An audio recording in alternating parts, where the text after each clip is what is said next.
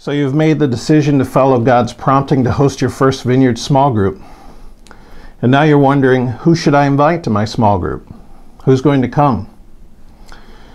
It's not an accident that you live where you live, that you work where you work, that you have the friends and family that you have. God has placed you in these relationships so that you can represent Him to those around you. So take a moment now and think about the people you know that you can invite to your small group.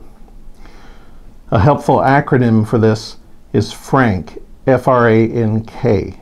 Ask yourself, who are my Franks? My friends, relatives, associates, like work associates, neighbors, and kids. People you know through your kids' school, sports, music, and other activities they may be involved in. Make a list of those people that you could invite. They don't necessarily need to attend Vineyard Church either. If you have someone you're thinking of inviting who doesn't have a church home, that's great. Once you've put your list together, I want to challenge you to pray for the people on your list.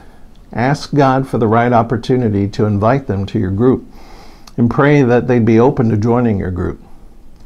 Many times we're afraid to ask, not realizing that many people are just waiting for an invitation. Now, let's talk for a moment about how many should be in your group. Your small group can have as few as 3 people or as many as 12 to 15. There are advantages and disadvantages to each. A smaller group will definitely be more intimate and lend itself to people sharing more and being more accountable to one another.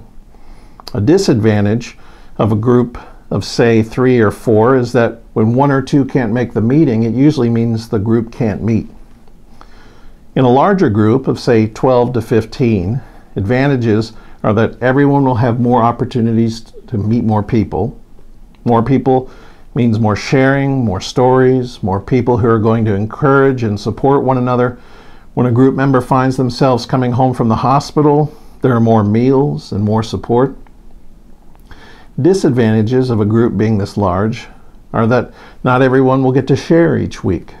Also, group members may not share their deepest struggles in a group that's this large. If your group ends up being on the larger side, we recommend not letting it get too large. When small groups get too large, it becomes easier for people to come and go without anyone really knowing what's going on in their life. It becomes easier for their absence to go unnoticed. How large is too large? Well, Jesus started a small group when He began His ministry, and how many did He pick? 12, right? So including Him, that made 13. There are times when the group might grow beyond that to, say, 15, but I would recommend not letting it get much larger than that for the reasons I already stated.